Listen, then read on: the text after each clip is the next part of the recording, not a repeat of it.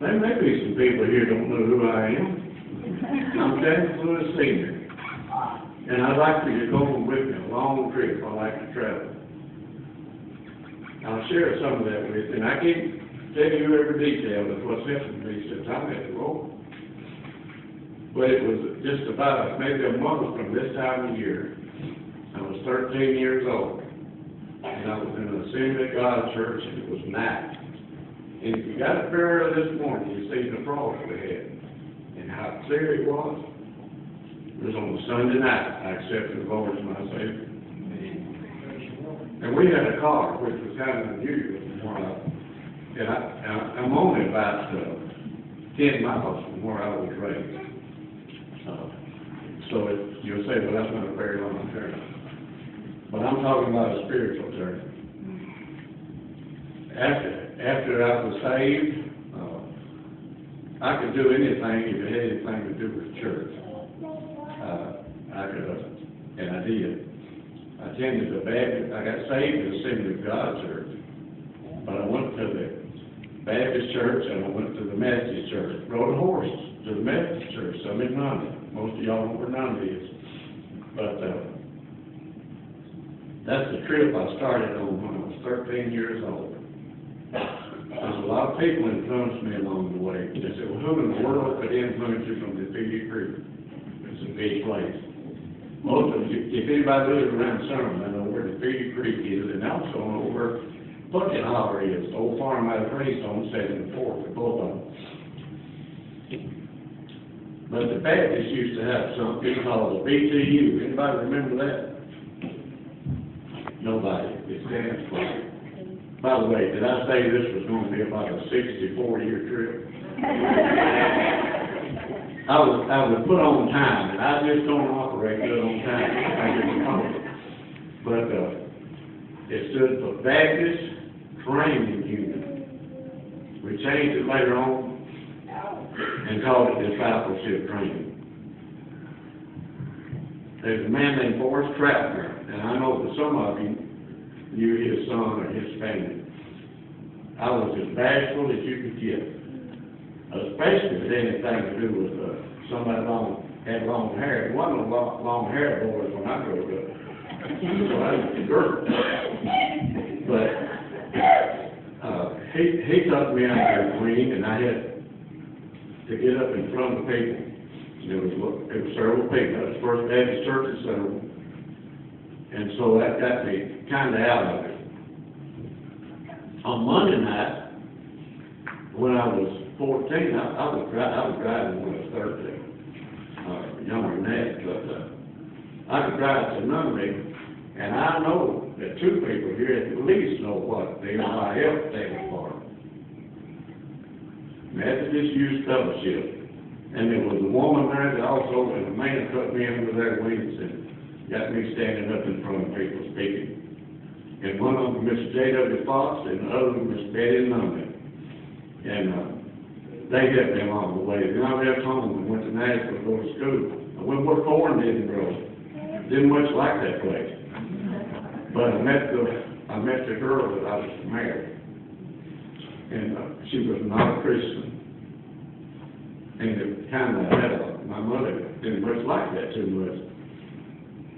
But anyway, I went with her for about a year and a half, and we got married. And I came home almost every weekend, went to the Baptist church in Summerlin, and she was not raised in church. But anyway, I told her, I said, now, and it was getting pretty serious. I said, and by the way, we were just 18 years old at this time when we got ready to really get serious. We got married when we was 18.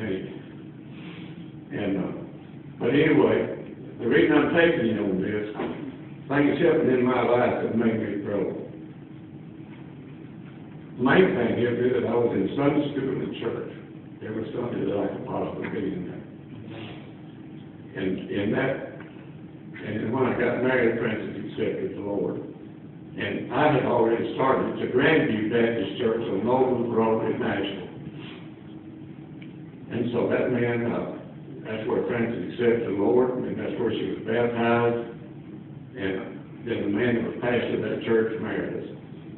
But I didn't like where I was living, so I bought me a house in the suburbs so I could be happy in 1960.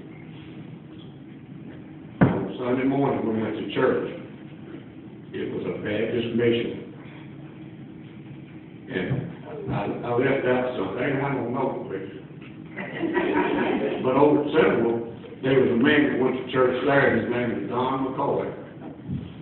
Some of y'all may know him, I know some of you know him. He passed away a couple of months ago. I thought he was the biggest sissy that I ever seen. You know, he played the piano.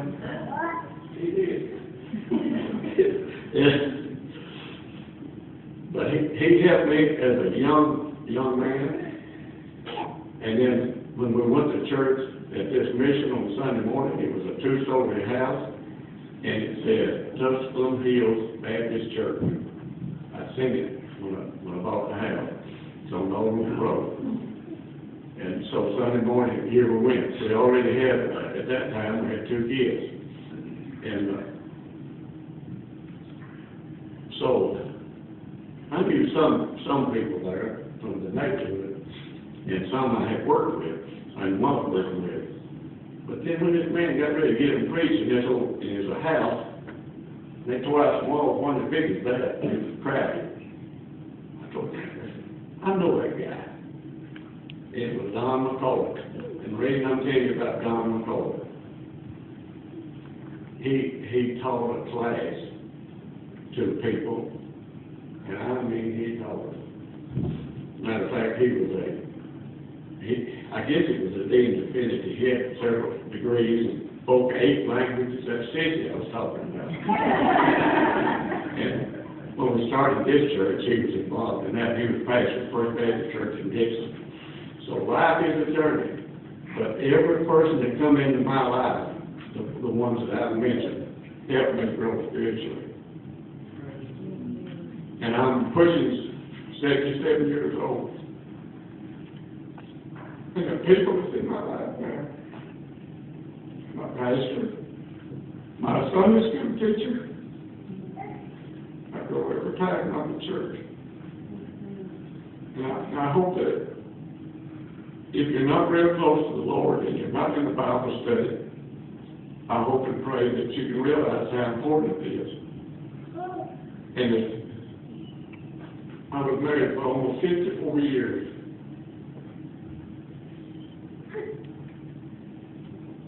And I used to think I'm pretty tough. I've been able to play the Cowboy Park in Colorado and do some things that most old people in defeated Christian have been able to do. When I went to Colorado, it's another step. It was dark when I got there.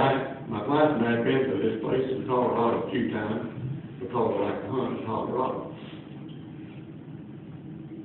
It's after dark when I got to Walden, Colorado, big town. About 500-600 people in it. And when my headlights flashed on this one street, I was turning around going back to the restaurant to eat. I like to eat. But there was a sign there that said, Baptist Walden Mission, a Southern Baptist Church. The very day I got to Walden. And the house they was meeting in, it might have had 1,000 square feet. It's on the amount, and there were 8 people in the center. So I had another growing time for 8 summers. We didn't stay in winter time. We come home. But I'm telling you, the opportunity is in this church right here. If you want to grow spiritually, you can grow. And you know, it don't make no difference how many mistakes I make, you still love me. But I'm going to tell you, the Lord gave me a heart here at the time.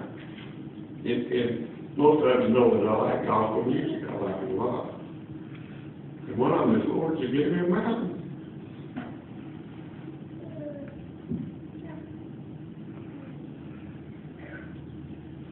And you know, I thought at the time that myself.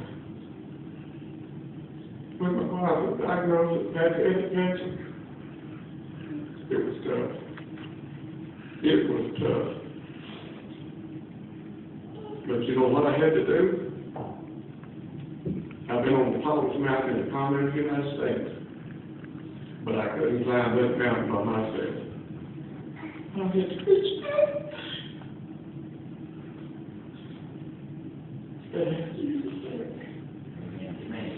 And he helped. And he will help you. He will help you.